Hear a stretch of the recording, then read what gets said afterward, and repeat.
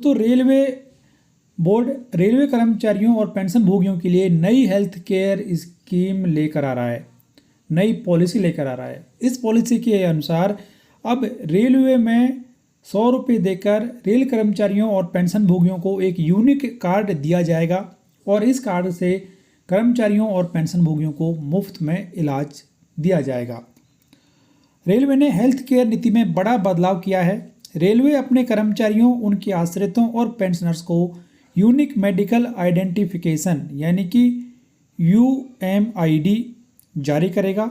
इस कार्ड के जरिए बिना किसी रेफरल के रेलवे के चिन्हित अस्पतालों व सभी एम्स में मुफ्त इलाज करवाया जा सकेगा। यह कार्ड संबंधित कर्मचारियों, पेंशन भोगियों के आग्रह पर 100 रुपये शुल्क लेकर जारी किया जाएगा। इससे रेलवे के करीब 12.5 लाख कर्मचारी, 15 लाख से ज़्यादा पेंशनर्स व करीब 10 लाख उनके आश्रितों को फायदा होगा। दोस्तों काफ़ी अच्छी और खुशखबरी 78 लाख से ज़्यादा पेंशनर्स और फैमिली पेंशनर्स के लिए। खबर के अनुसार EPFO की पेंशन योजना के दायरे में आने वाले पेंशन भोगियों को बड़ी राहत सरकार के द्वारा दी गई है। वो 1 जनवरी 2025 से देश के किसी भी बैंक से अपनी पेंशन ले सकेंगे। श्रम मंत्री मनसुख मांडविया ने बुधवार को यह जानकारी दी।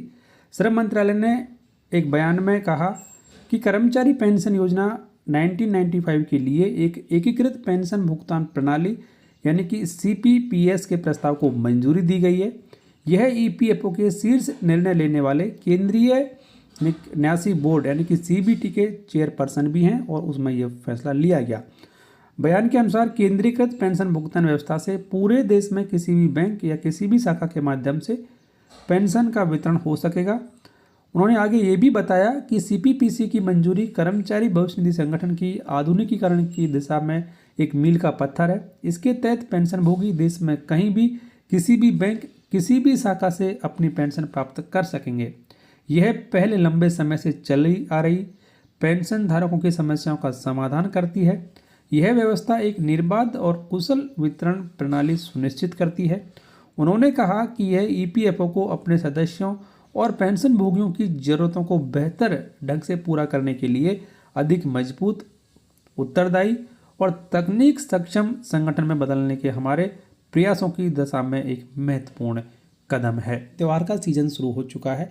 सरकारी कर्मचारी इस उम्मीद में है कि जल्द से जल्द उन्हें बोनस दिया जाए और बोनस भी ज़्यादा दिया जाए। तो इसको लेकर एक बड़ी जानकारी निकल कर आ रही है और खबर के अनुसार कोल कर्मियों को इस साल 92,000 रुपये तक का बोनस मिल सकता है। कब ये बोनस मिलेगा, क्या है ये पूरी खबर जानने के लिए वीडियो के लास्ट तक बने रहें। कोयला कर्मियों की नज़र अब दुर्गा पूजा पर मिलने वाले बोनस पर है। कोयला क्षेत्र में अब चर्चा का मुख्य विषय बोनस है। कोल सेक्टर की बोनस कोयला चल में पूजा का सबसे बड़ा आकर्षण है। 3 अक्टूबर से दुर्गा पूजा शुरू हो रही है और इसके पहले बोनस को लेकर प्रबंधन और यूनियन प्रतिनिधियों के बीच बैठक संभव है। भुगतान पंचमी या अष्टमी तक होता है। वर्ष 2023 में कोयला कर्मियों को 75,000 रुपये बोनस मिला था और इस बार 91,800 रुपये तक बोनस मिल सकता है। फिलहाल बोनस भुगतान को लेकर कोल इंडिया में प्रॉफिट लिंक्ड स्कीम लागू नहीं है। प्रबंधन और यूनियन प्रतिनिधियों के बीच वार्ता से बोनस तय किया जाता है।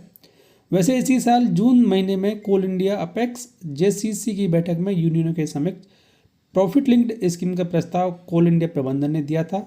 इसके अनुसार 2024 में कोयला कर्मियों को 91,900 रुपये तक बोनस मिल सकता है। जुलाई 2024 से महंगाई भत्ते में बढ़ोतरी को लेकर केंद्रीय कर्मचारियों और पेंशन भोगियों के लिए ताज़ा और महत्वपूर्ण अपडेट। नमस्कार दोस्तों, स्वागत है सभी का फिर से आपके अपने YouTube channel government employee news में। दोस्तों, अमर उजाला में छपी एक महत्वपूर्ण खबर के अनुसार इस महीने नहीं दीपावली पर भरेगी जेब। 1 करोड़ कर्मचारियों और पेंशन भोगियों के DA में होगा इतना इजाफा। जी हाँ दोस्तों, काफ़ी महत्वपूर्ण जानकारी। हालांकि ये खबर है, खबर कितनी सही होगी ये तो आने वाला वक्त ही बताएगा, लेकिन अमर उजाला के हवाले से एक महत्वपूर्ण और ताज़ा अपडेट आपके महंगाई भत्ते में बढ़ोतरी से जुड़ी हुई। तो क्या है खबर, जानने के लिए बने रहें वीडियो के लास्ट तक। तो केंद्र सरकार के 1 करोड़ से अधिक कर्मचारियों और पेंशन भोगियों को मिलने वाले महंगाई भत्ते और महंगाई राहत में इस महीने वृद्धि होने की संभावना कम ही है। सूत्रों के मुताबिक महंगाई भत्ते व महंगाई राहत में अगले महीने यानी कि अक्टूबर में दिवाली से पहले 4% बढ़ोतरी होने की प्रबल संभावना है।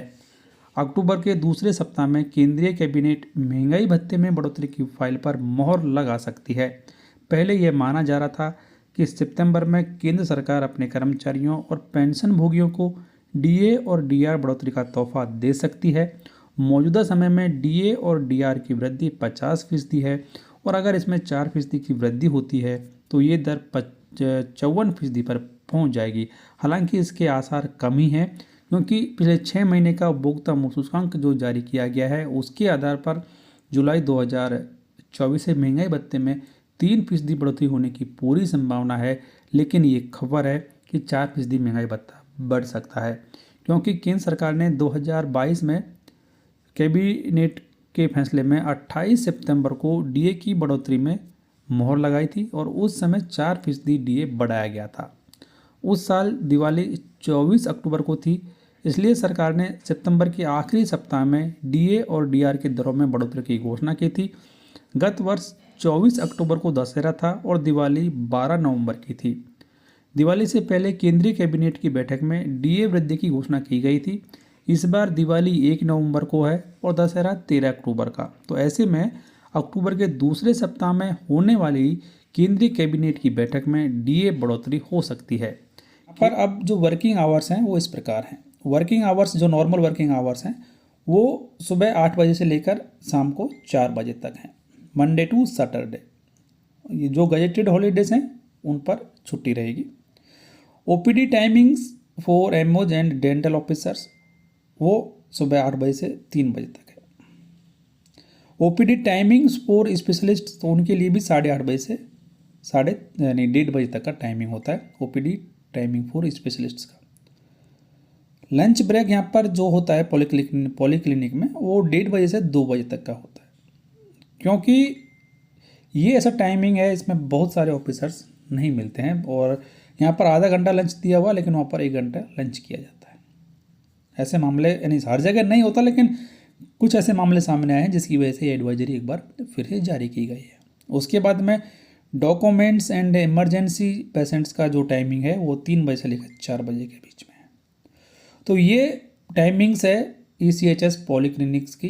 अब जहाँ केंद्रीय कर्मचारी हों या फिर राज्य सरकारों के कर्मचारी सभी रिटायरमेंट के बाद सम्मानजनक जीवन जीने के लिए एक पेंशन की गारंटी की मांग कर रहे हैं। वहीं पर हमारे राजनेताओं को एक नहीं 5-5 पेंशनें मिलती हैं। तो इसी को लेकर एक बड़ी खबर सामने आई है जिसके बारे में आपको इस वीडियो में जानकारी दी जाएगी। तो वीडियो में आप लास्ट तक बने रहें। वीडियो में आगे बढ़ने से पहले सरकारी कर्मचारियों को पेंशन मिलनी चाहिए या फिर नहीं मिलनी चाहिए इसके बारे में आपकी राय कमेंट बॉक्स में लिखकर जरूर बताएं। इसके अलावा राजनेताओं की पेंशन को लेकर जो फैसला लिया गया है उसके बारे में आप क्या सोचते हैं वो भी कमेंट बॉक्स में जरूर लिखें। और यदि आप सरकार के इस कदम से सहमत हैं तो वीडियो को लाइक और शेयर जरूर करें। तो एक बड़ी खबर निकल कर आ रही है फिलहाल हिमाचल प्रदेश से। तो हिमाचल राज्य सरकार ने बड़ा फैसला लेते हुए दल बदलू विधायकों को अब पेंशन नहीं देने का फैसला किया है। हिमाचल प्रदेश में अब पार्टी बदलने वाले विधायकों को पेंशन नहीं मिलेगी। पेंशन के अधिकार से वंचित होने पर पूर्व विधायकों से पिछली रकम की भी वसूली की जाएगी।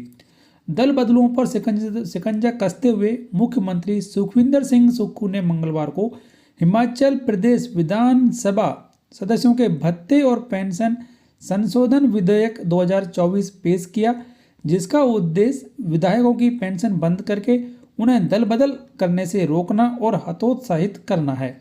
अगर इस विधेयक को मंजूरी मिलती है तो अयोग्य घोषित विधायकों की पेंशन बंद करने का यह देश में पहला कानून होगा।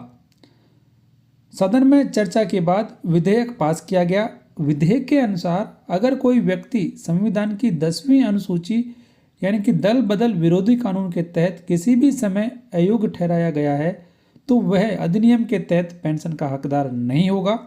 विधेयक में इस संशोधन के तहत अयोग्य ठहराए गए विधायकों द्वारा ली जा रही पेंशन की वसूली का भी प्रावधान है। अधिनियम की धारा 6B के तहत 5 साल तक की अवधि तक सेवा करने वाले प्रत्येक विधेयक को 36,000 रुपये प्रति महीने पेंशन दी जाती है। धारा 6E में आगे कहा गया है कि प्रत्येक विधेयक को पहले कार्यकाल की अवधि से अधिक प्रत्येक वर्ष के लिए 1,000 रुपये प्रति माह की अतिरिक्त पेंशन दी जाएगी। वहीं पर यह भी कहा गया है कि यदि कोई राजनीतिक नेता अपना दल बदल लेता है तो उसकी पेंशन रोक दी जाएगी। इसके अलावा ये भी कहा गया है कि यदि कोई व्यक्ति संविधान की 10वीं अनुसूची के तहत अयोग्य घोषित कर दिया जाता है तो वह इस अधिनियम के तहत पेंशन का हकदार नहीं होगा। 10वीं अनुसूची दल बदल विरोधी कानून से संबंधित है। तो अब यहाँ पर ये बड़ा फैसला लिया गया है क्योंकि मौजूदा नियमों के अनुसार दल बदल करने वाले विधायकों को भी पेंशन मिलती रही है। तो इस फैसले के बाद अब अपना दल बदल करने वाले राजनीतिक नेताओं की पेंशन भी बंद हो जाएगी। तो आप ये मान लीजिए कि अब नेताओं की पेंशन पर भी कैंची चलने लगी है। कहीं कहीं पर नेताओं को बहुत ज़्यादा पेंशन मिलती है, कई पेंशनें वो लेते हैं, तो अब उनकी पेंशन पर भी एक्शन होना शुरू हो गया है। हिमाचल प्रदेश पहला ऐसा राज्य बन गया है जिसने नेताओं की पेंशन को लेकर बड़ा कदम उठाया गया है। तो हिमाचल राज्य सरकार के द्वारा लिए गए इस फैसले के बारे में आपकी राय कमेंट बॉक्स में जरूर लिखें। जानकारी पसंद आई तो वीडियो को लाइक और शेयर कर दें आपके दोस्तों के साथ। चैनल के साथ बने रहें, बेल आइकन जरूर प्रेस कर लें हर एक यूजफुल अपडेट सबसे पहले देखने के लिए।